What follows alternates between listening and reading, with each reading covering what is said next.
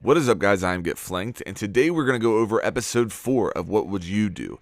This is a series on this channel where we go over a situation that we encounter in the game. We talk about the different possibilities for how to handle that situation, and the idea is to get different perspectives. You're going to get my perspective, and ideally I'll get your guys' perspectives down in the comments below, and hopefully we can grow as players.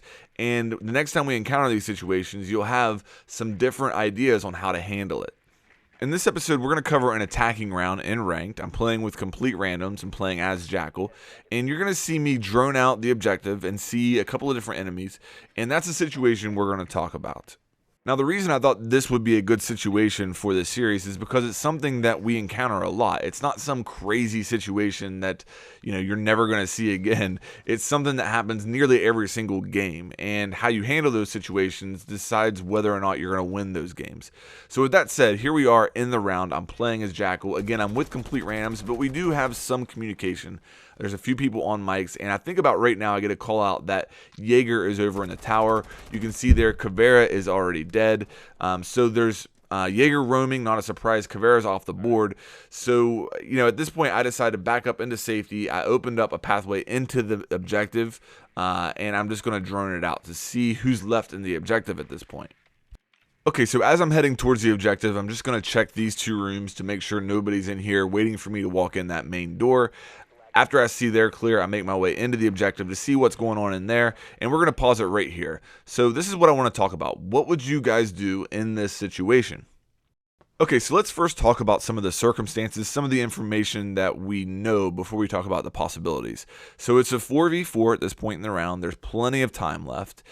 As far as the enemy players, I can see two on the screen right now, Jaeger and Kapkan. So that Jaeger call out from tower, Jaeger obviously made his way back into the objective. I don't have to worry about him roaming at this point. And the fact that that hatch is open right there would lead me to believe that somebody is up top. Usually they're going to blow that hatch out so that they can shoot down into the objective. So that would tell me that I have a pretty good idea where at least 3 of the enemies are at this point. Okay, now as far as my teammates, I have Twitch over by me on that main door, and Habana is kind of lone wolfing it over on the side. And then we have Montaigne, who's pushing from tower on the opposite side of the map that me and Twitch are on. And that's really the biggest piece of information I got from this droning. I know where the majority of the enemy players are, and look at how focused they are on Montaigne as he's pushing from that side of the objective. Okay, so now let's talk about some of the different possibilities for how I can handle this situation. And I'm just going to go over a couple of general ones. I mean, the possibilities are endless. There's enough time in the round where you can do a lot of different things. And I really want to hear from you guys on what you would do, how you would handle this situation. But just a couple of things off the top of my head that I can think of doing. First of all, I could jump up on a roof and attack that little hallway corridor, whatever it's called, above the objective there. I know there's at least one up there. I could try and clear that out before I attack the objective, because it is dangerous to have somebody up there as you're trying to clear the room, because they can get you in a crossfire. You can have your attention on the players in the lower part of the objective, and then they can get an easy kill on you from up top looking through the hatch. So that is something that needs dealt with, and that is a possibility for how you could attack this objective. I could rotate to the other side of the map and push with Montaigne. You see a lot of players do that very effectively, where Montaigne pushes in and you kind of shoot over their shoulder. So that's a possibility. I could push into kitchen, use a breaching charge on that soft wall right by Jaeger, blow that up and attack the objective from that side. I might even get a kill with that breaching charge if Jaeger decides to stay in that spot behind that cover. So that's a possibility. But again, guys, this is just a few of the different possibilities for how to go about attacking right here. Let me know down in the comments what's going through your head right now. What would you do?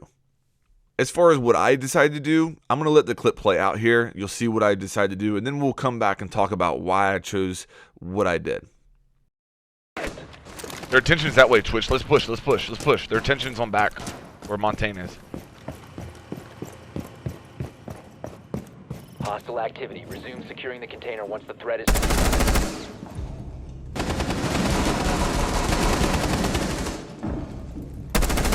Secure the biohazard container. Upstairs, there's one.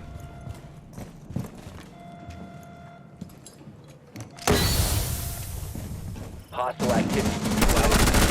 Protect the bio container. Op 4 last stop standing. He's upstairs, right?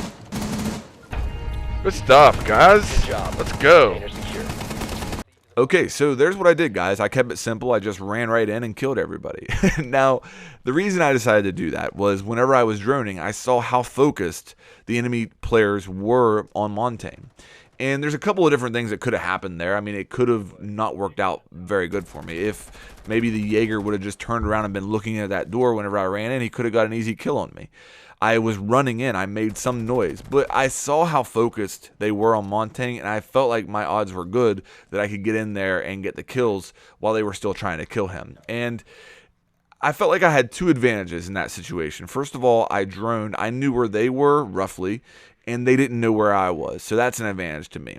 Second, they had their back to me at that point. Now, again, that can change in between me putting down the drone and running in, but at the point where I was droning, they had their back. They weren't looking my direction, which is another advantage in my favor. So with those two things in mind, I felt like the right thing to do was just go in and try and get the kills. And that is the reason that I felt like this was the better decision than the other possibilities that I talked about. Remember, I talked about I could go up top and attack that corridor, clear that out before I attack the objective. I could push with Montaigne. I could blow up the soft wall from kitchen. The reason I felt like this was the better play than any of those options was that it allowed me to take advantage of the immediate information I got from my drone. The fact that they were focused on Montaigne, the fact that I could get into the objective with making very little sound. And if you remember, at the very beginning of the round, I blew out the main door, and I blew out the door leading into meeting hall with my gun. And that turned out to be a big deal. If I would have had to blow up those doors as I was coming in, it would have, one, taken more time. Things could have changed in that objective. And two, it would have made more noise. And it could have, give them more of a clue that I was coming from that side.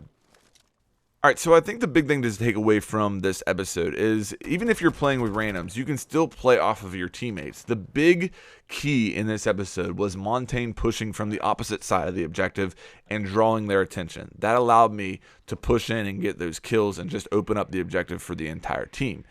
Now, I wasn't communicating with Montaigne, again, playing with randoms, but seeing what I saw with the drone allowed me to play off of that teammate. The other thing I would say that's really big in this episode is that when you find yourself with advantages in your favor, in this situation, I knew where they were, they didn't know where I was, and they also had their backs turned to me. Those are two big advantages in my favor. When you find yourself in those situations, take decisive action to take advantage of those situations immediately. Don't wait around, take decisive action, because the longer you wait, the more the circumstances may change and those advantages may disappear.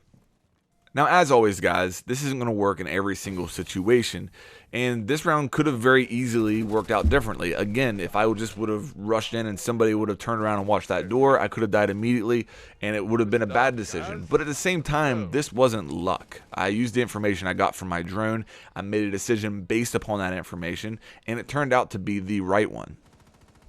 Okay, guys, that's going to just about do it for the video. Again, I cannot wait to hear what you guys come up with in this situation. What would you have done differently? What could I have done better? I always look forward to reading those comments and getting your guys' perspective on these different situations. If you guys enjoyed this, please make sure you like and subscribe, and I'll have more coming your way here soon.